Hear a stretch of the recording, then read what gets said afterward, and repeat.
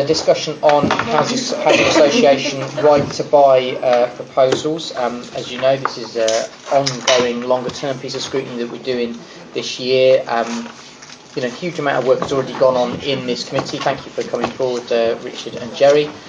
Huge amount of work's already taken place. Number of meetings have taken place in terms of meeting with the housing associations as well, both in terms of senior managers and also with chief executives of some of the housing associations as well. And that's given us a large amount of really useful information, which we're trying to sift through. And as you know, the aim is for us to have a draft report come to this committee in December, and then for us to be putting that to the cabinet in January, I guess. So that's our time scale. I think a lot of the background work, the real heavy lifting has started, and we're making good progress on that, and we want to gather a bit more information. That's why I thought it was important tonight for us to speak to both Jerry and Richard as cabinet member for housing about the impact of this government policy, and which I think we all accept is moving very fast in terms of the form that it's taking, and there have been very recent developments in terms of that as well, which we'll obviously be asking you about tonight. What I'd like you to do, if possible, is give us a few introductory remarks first about this policy, with particular reference, if possible, to our own internal readiness for coping with it. The impact that it's going to have on us in terms of our ability to build affordable social homes and council homes, and those areas in particular. But anything else that you think will be helpful and relevant to our scrutiny process as well, which I know you're familiar with. So over to you, Richard and Jerry. Thank you, Chair. I think, as you say, I think there are some huge challenges for local authority coming out of this, and actually coming through from a whole flurry of legislation relating to local authorities and housing associations coming through at the moment. We have, as part of the welfare bill that's currently going through committee stage, the proposal that social rent should reduce by 1%, which in itself might seem like a great idea if you're a council tenant or a housing association tenant, but the money's not being replaced, and so that creates a huge financial pressure for ourselves and housing associations. We know our housing association colleagues see that as a significant risk for them in terms of how they can carry on their operation. For us here in Southwark, by about year 4 of those reductions in rent, we've lost a net £28.2 million to our HRA in that single year.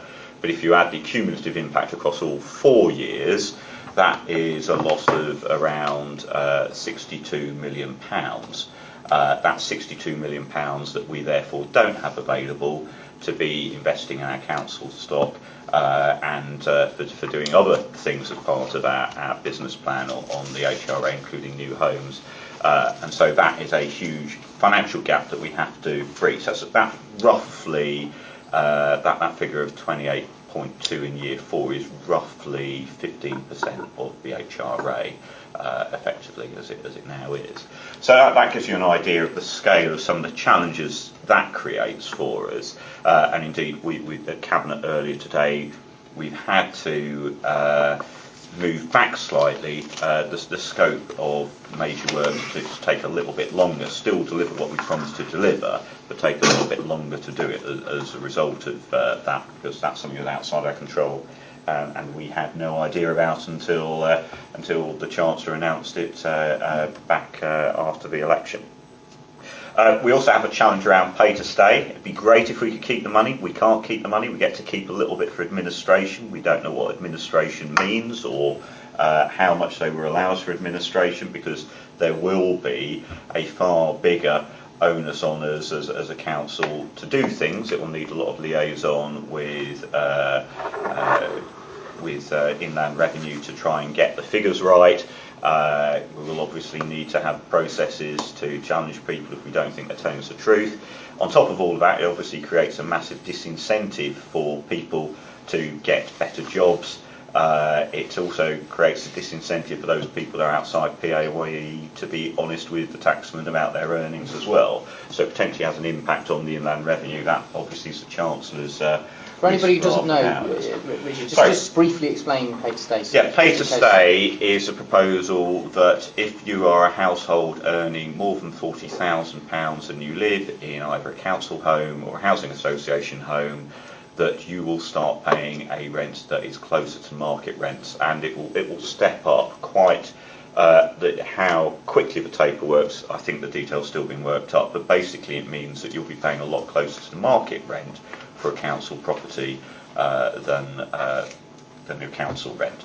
So it could mean that typically on our estates, as we know through where we have right to buy properties which have then been rented out, that it could be about 3 times the value of the council rent, because that's what the market's saying at the moment. So that is a huge disincentive for people to actually earn more money. And it doesn't take a lot for a couple to be earning 40 grand. That's 2 people earning just over 20 grand. Would hit that trigger. One of their kids got an apprenticeship. Yeah, I think there is a proviso in there. I think it is about it being 2 adults, and if they have a child that's a third person in there, that wouldn't trigger it. But I think potentially if you had just one earning adult and then the child then took a job, then yes, that would trigger that as well. So there's all kinds of problems in there which I think create some difficulties in terms of our community.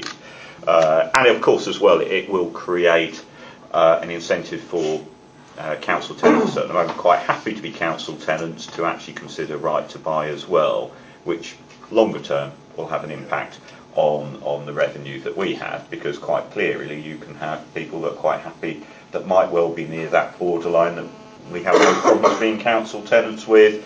They are suddenly faced with a position where they have a choice of either paying 3 times the rent they were paying before, or paying something fairly similar to their council rent and owning their property through exercising the right to buy with the big discount that's available there. So that's a challenge that's coming through this legislation as well. Clearly, the biggest risk for us, I think, coming out of all of this, though, is around the forced void sale policy to fund the right to buy discounts for housing association properties. The legislation, or the draft bill, came out on Tuesday last week.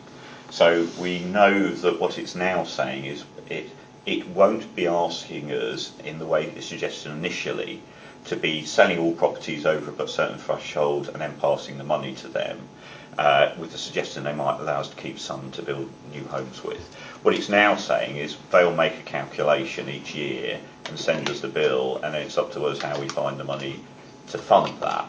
But there has, so it's changed the dynamic of all of this, but it still leaves us with the same financial hole that we need to fill. Of course, poses the question how they calculate that. It certainly does, and there was an interesting sentence in the bill, which I can, if you bear with me, I'll just find, because it's one of those ones which had me scratching my head about, do they really mean that? Yes, this is it. A determination may provide for assumptions to be made in making a calculation, whether or not those assumptions are or are likely to be borne out by events. So in other words, the Secretary of State can make up whatever figure he likes, and there doesn't seem to be any comeback to us or any legal recourse for us. Now clearly there might be some legal recourse, but it does seem like in that sort of clause which is set out in paragraph 62, part 7, if anybody's interested in that for future reference. But there's a similar statement made in some other parts of the bill as well, but it does seem very arbitrary indeed the powers the Secretary of State could have over this. And so that creates a huge level of uncertainty for us for a local council about, well, how much money is going, what does that mean? It's very clear in here that it only applies to local authorities that have an HRA. So if you're a local authority that has had a stock transfer, you don't get a bill at all. And so it does mean that local authorities that have kept council stock are being asked to pay far more than other local authorities where stock has been transferred over, which seems very, very unfair to people in the housing need in Southwark. Because ultimately we have a ring-fenced HRA account which can only be met by rents and by service charges, and obviously any government grant that comes in as well. But since we have self-financing now, government is not subsidising the HRA anyway. There is no government subsidy there. It's all being met through the ring-fenced amounts through tenants' rents. So it is council tenants that are having to foot the bill for this policy. So we have a bizarre situation where council tenants are either one way or another, or potential council tenants as well, are having to pay for the policy for right to buy amongst housing associations, which is a very bizarre place to be. Now, we clearly don't have any idea yet how the Secretary of State will make his calculations, and indeed, by this, we apparently may never know. It doesn't sound like he needs to make a calculation. It doesn't need to make it clear at all. So that is a very big concern for us. I think before you move on to the next point, so the bit that I haven't quite understood, and apologies, I haven't read the bill in full, is on what basis do they make the leap that we need to sell our council homes in order so that the sale of our council homes gets to subsidise the right to buy for housing associations? What's the thing? Has anybody understood? It's as preposterous as it sounds, Adele. That's the problem. Is there any obvious link? Because I haven't found one yet. That's why I'm. Yeah.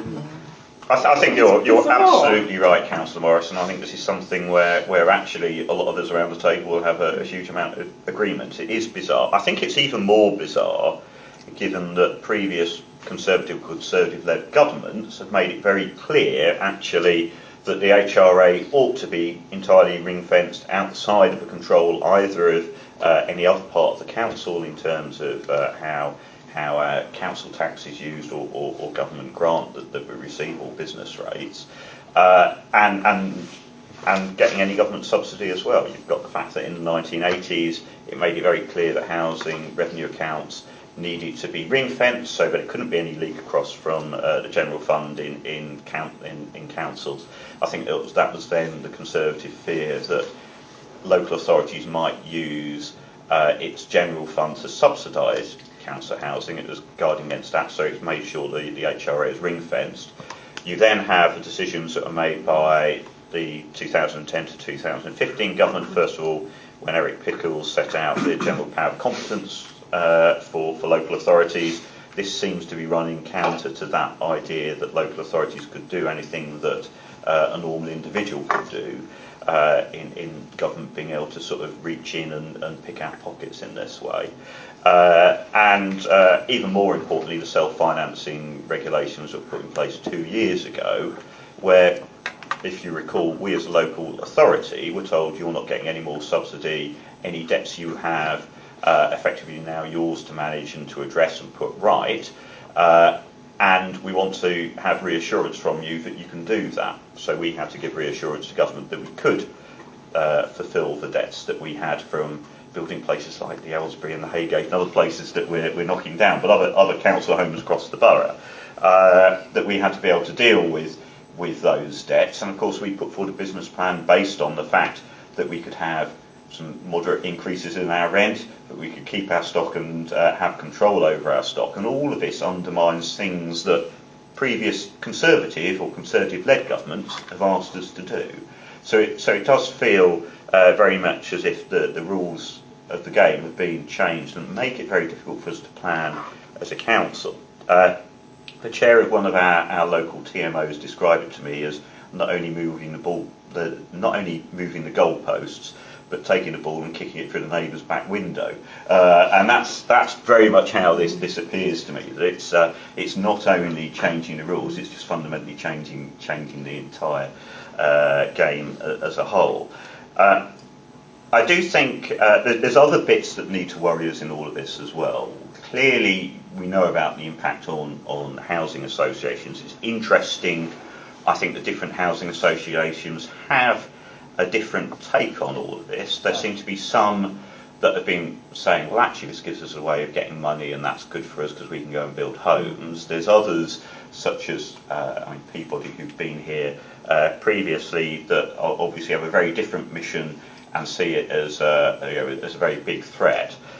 It's also worth noting that although the agreement that housing associations have voluntarily entered into with government covers, I think it's about 93% of all housing association places, it only actually covers slightly more than 50% of housing associations, which suggests that smaller housing associations see this as a threat and not something they want to agree to either. It's the big beasts that have done the deal with government. It's not been some of the smaller housing associations. But from this legislation directly for a council, not only does it mean there's less housing association properties that are likely to be affordable that are available to local people, but part of the legislation also sets out that housing associations can have more discretion or reduce the numbers that we can refer onto them. And that reducing the nomination rights for local authorities is another part of the bill, which I think is a great worry for us as well, that comes out of this. Not least because I think the legislation means that housing associations will be building less socially rented homes in any case, that there will be far fewer of those homes being built, and we will have reduced nomination rights to the fewer that are being built at the same time. So it creates a massive risk for us.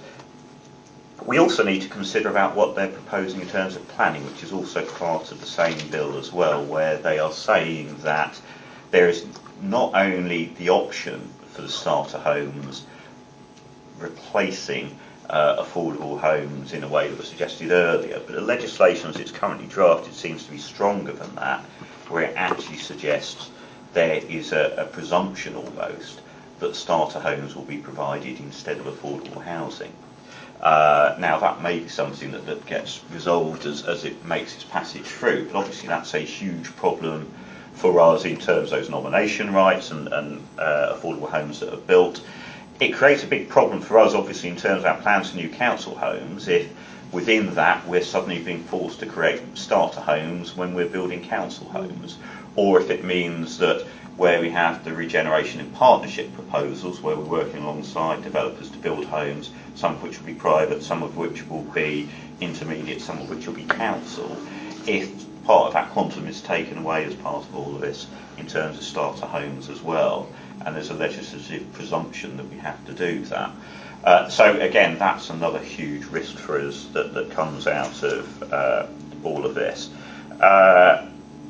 I think those are probably some of the big problems that we have to face. I do want to say one positive thing about the bill, because I don't want to be entirely negative. Wow, good. One positive thing in here, which I do want to praise the government for considering, although we need to understand the detail about it, is about their database for rogue landlords and letting agents. And actually I did think that was something that's positive, the introduction of banning orders. We obviously don't know how those will operate, but given our own introduction of private rented sector licensing from January, this may give us some teeth to work with that proposal and with other local authorities to be able to put more, to have more intervention powers for rogue landlords. So that may be something that's positive in there, but it's a very small positive in a bill which is very grim reading indeed if you're a local authority.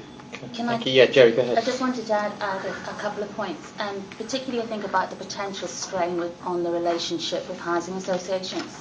We met with you, Chair, 4 different housing associations, Hyde, L&Q, Peabody and Family Mosaic, all of which were coming from very different positions, I think, and I think Peabody were probably the most affronted by this. Yes. Hyde were positively cock-a-hoop with the opportunity. Basically said we're going to get loads of cash. Yeah. So I think in terms of our development relationship with housing associations, which is strong and has enabled us to do quite a lot in the borough, I think that we've already had an issue with affordable housing and the definition of what that is. I think there's a real concern when housing associations have just become private developers, which I think some of them will become. So that's a problem. The other issue I wanted to raise was we were at Tenants Conference on Saturday, and Councillor Al-Samurai, Councillor Flynn, Councillor Livingston and myself, there's real concern and anxiety in the tenants movement about this. And fear, I think, is probably not too strong a word for it. A real concern about pay to stay and how that will impact on quite low income households in many cases. A real concern about starter homes replacing affordable homes, and the fact with a cap of 450k, a starter home is actually really unaffordable for people in London. And also a real concern about nominations that we were traditionally getting from housing associations completely drying up, because we won't have that relationship in terms of being able to sometimes be able to offer people housing within housing association properties. So it is hard to find good news in it, and I think as officers it's probably the weirdest place that we've ever been in, really, in terms of social housing and what a lot of us done for many years. It completely changes the game. And the final thing I would say is that there's actually there's not a lot of detail on some of this, and so it's very hard in terms of preparation. As officers, clearly we're not the politicians, any lobbying you do, but as officers we need to start to think ahead about how we might have to potentially deliver on some of this. There's actually very little detail about how it will work. So in terms of drafting policies or looking at existing policies and how they can be tweaked and manipulated, it's quite difficult. The final thing I would say is there is a read across to some things that are happening around welfare reform as well. So for example, my colleague Dominic Kane is in a similar situation where supposedly we're going to be getting information from HMRC around incomes. How do we share that information? How do we access that information? How sometimes appropriate is it for us to have that information? So, it's about a whole council approach to the impact on other services as a result of these changes. Okay, thanks. That's very, very useful. I've got a number of people already indicated. I've got Adele first, then Tom, then Jasmine, then John. Go ahead, Adele. No, I think Are you okay? Okay. Tom. Yeah, just a few questions, thoughts, and so on. Just looking back at when we met with Southwark Housing Association Group, and this was before we knew a lot of the detail we know now. But even then, they were saying that they didn't see many houses being sold in Southwark, and that the impact would be much higher in places like Bexley and Bromley. And I just wonder, how we make that point to government that, especially if there are boroughs where stock transfer means they're not even paying. We're in a ludicrous situation here where Southwark is paying for homes that we will never see, that will reduce that, with each one sold will reduce our rented stock without replacement. And I wonder how we go about making that point that they're effectively moving the rented sector out of this part of London with this. In terms of, you talked about stock transfer. Is that something we need to start thinking about as a way of avoiding this, or does this bill stop us from even considering the idea of something arm's length? Are they onto that already, as it were? And finally, just when we was it this committee that we had Lord Kerslake? Yeah. Lord Kerslake was talking about how they fight this in the Lords. So he's got that dual role of being Peabody chair as well. But he was talking about things around breaking the Salisbury Convention. Now that's going to happen by the looks of it on the tax credits bill, and the government are threatening to flood the Lords with new Lords in order to stop that happening again. Now I just think we're running out of options. in terms of, that was a nuclear option that he was talking about that's about to be taken away from us because there's something even more pressing. And I just wonder what our view is on when I talk about stock transfer and breaching parliamentary convention, these are the big, desperate last measures. But is there anything else we can do? I'll try and cover those points, Tom. I think your point, first of all, on stock transfer and has government tried to do something about that. I've got again the bill in front of me. So the next section on from the one where I quoted from before, section 63, part 3, where a local authority disposes of housing under the Housing Act 95 to a private registered provider of social housing, the Secretary of State may, for the purpose of this charter, A, treat the local authority as still having that housing, and B, treating housing as being likely to become vacant whenever it would have been likely to become vacant if it had not been disposed of. So that, I think, closes the door on the idea that stock transfer might have been a way out of it. They have covered that off as part of this. So I think that probably isn't an option. Before the bill was enacted. Yeah. Go. What you did? That might be a rush. Yeah. When did we last try it? When did we last try stock transfer? Stock transfer was last considered back around 2001, I think. 12 years, yeah. Tabard.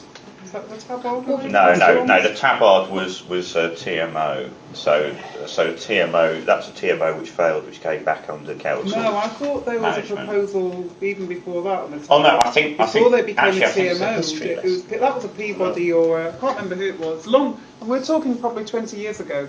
I think my recollection of the Tabard one is, and I might be wrong on this, but my recollection is Tabard was a tenant management cooperative from about the mid-90s, and I think they were looking at a stock transfer, which was with Peabody, which would probably have been a similar time to the council was looking at it, and I think partly. So stock transfer is effectively that. So TMO is obviously where we have tenants that manage housing stock, but it's still owned by the council. So the council still owns the land, still owns the buildings. So stock transfers say that you move those homes to another body. You effectively sell them, but in some cases the deal on selling them because of repairs, liabilities and things like that might be that effectively normally you weren't getting any money back from the sale at all. And so the idea, and it was often done by other local authorities, housing associations, either by housing associations they set up within the borough or to an existing housing association which took over the stock. And we did it in a very small way at Dawson's Heights in Dulwich, was the one place where it was done.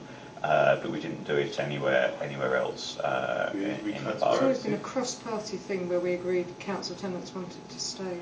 Yeah, no, I mean that's right, and it was explored around 2000, 2001, and it was very clear from that what tenants' view on that was. Even that the Tories they were agreed that locally, actually Southwark's council stock should stay under the management. I'm going to move.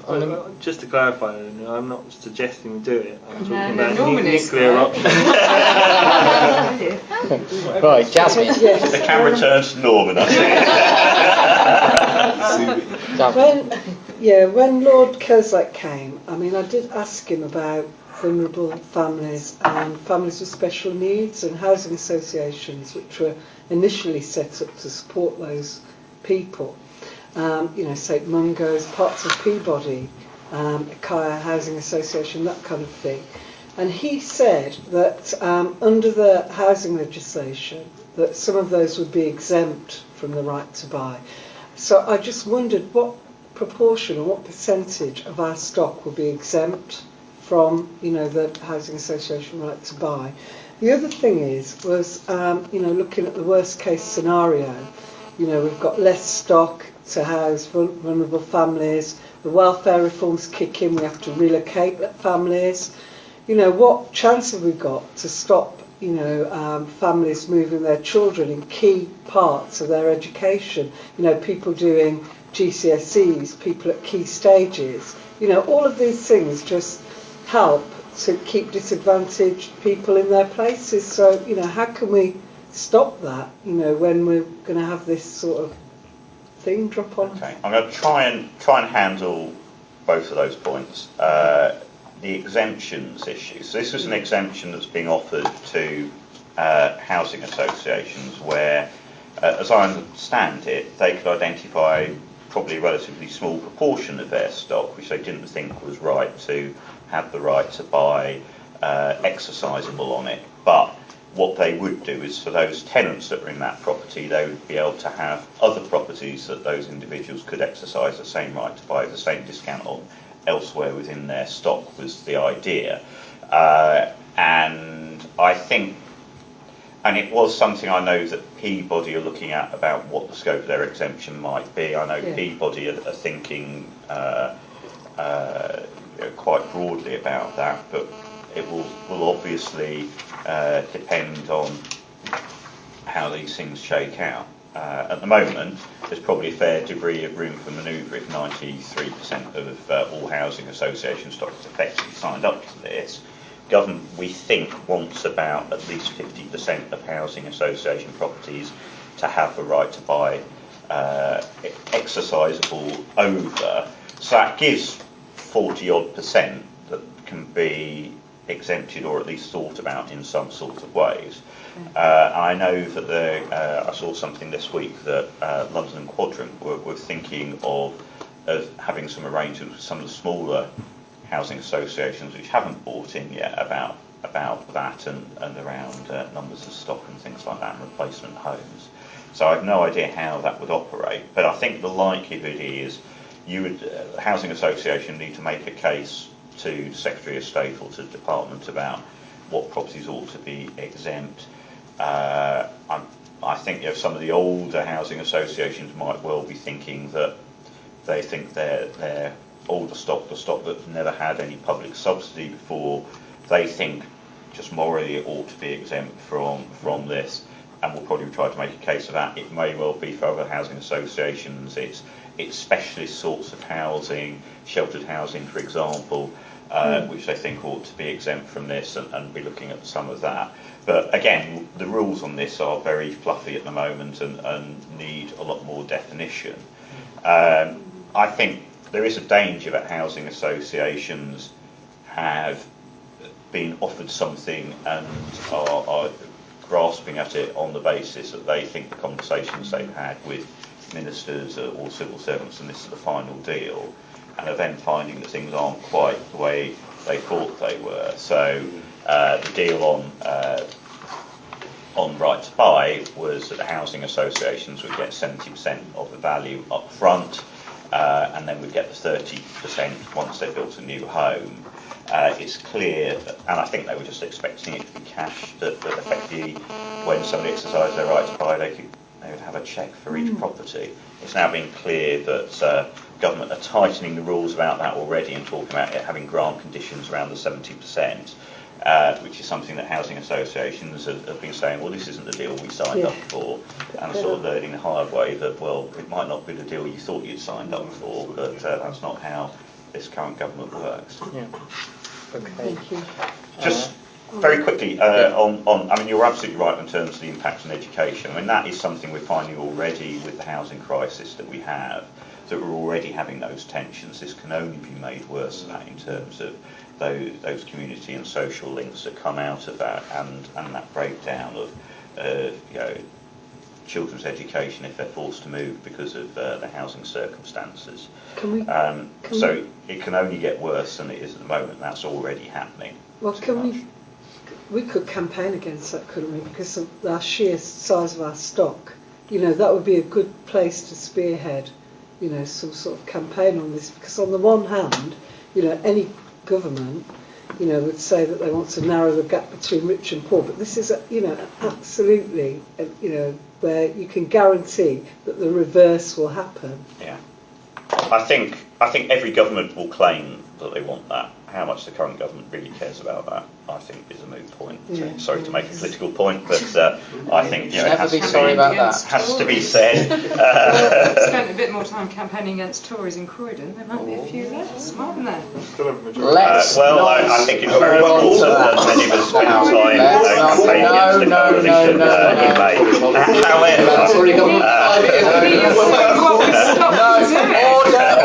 Order. I'm not even allowed to say order. Chair. But this is no. I'm going to move on to trying to Johnson. liven people up. Johnson, your question. I didn't know. After that, Where there is unity, you'll bring division. We know it.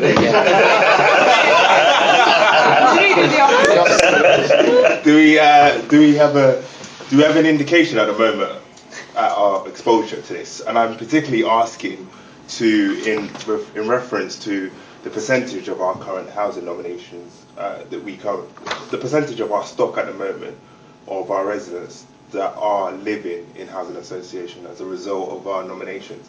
Do we have an indication of what percentage that is, or how many people that would be?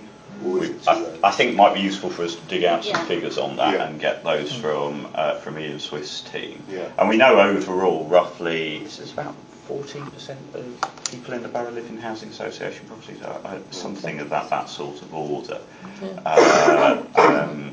So a significant amount, but obviously nowhere near the 30-odd% that are council tenants. Yeah. It's less about the people who are already in housing association properties, because they are where they are.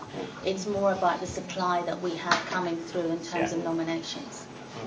Yeah, so it's 11,000 people on the council waiting list. That's the challenge. Paul. Two questions. One of which is, it might sound like a weird thing to ask, but where is the private sector in all of it? There is a long history in this borough and elsewhere of the private sector providing social housing. Obviously, an awful lot of that changed with getting rid of registered tenancies and so on. I mean, I live on an estate that was formerly provided privately by the Church of England, who elected themselves under a legislative provision to provide some form of security social housing, which obviously went tits up when they decided that they wanted to fill a gap in their pension scheme. But actually now, there doesn't seem to be much disadvantage to looking to a morally well-established private provider to providing housing, because it seems no less secure than providing them through a registered housing association and the legislative securities there are around that. Do we still have such philanthropic organisations operating on that way in any kind of scale? I suspect not.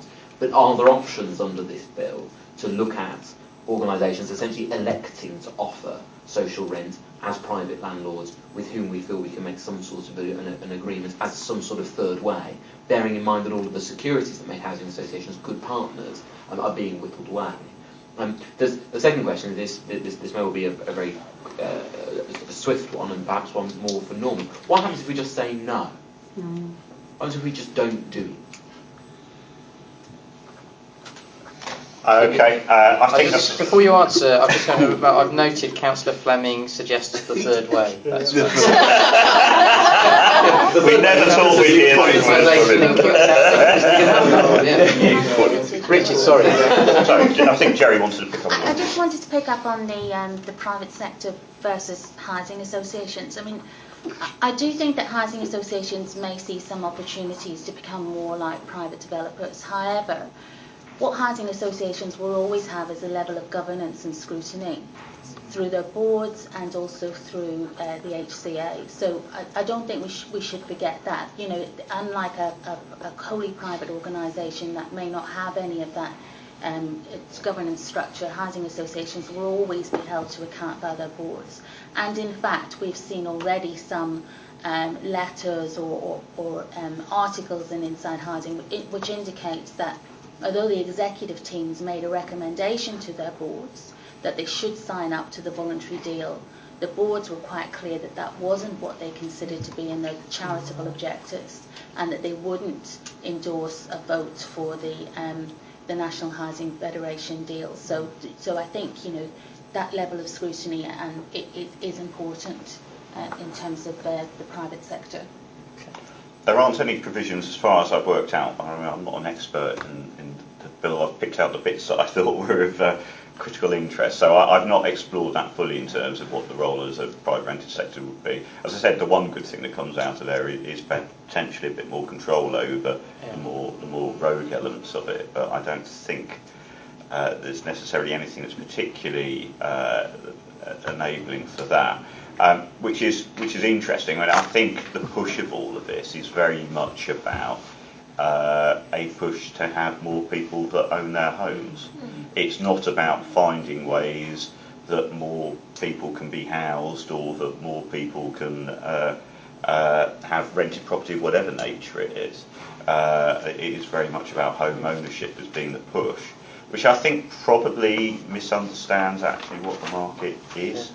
I mean, we know, for example, that 40% of our own right to buy property in Southwark, our own leaseholders, rent those properties out themselves rather than being owner-occupiers. And it was very clear actually when the Conservatives announced this in their manifesto during the general election campaign. They went, as you know, to the Peabody estate on Blackfriars and interviewed, I think it was either BBC or ITV News.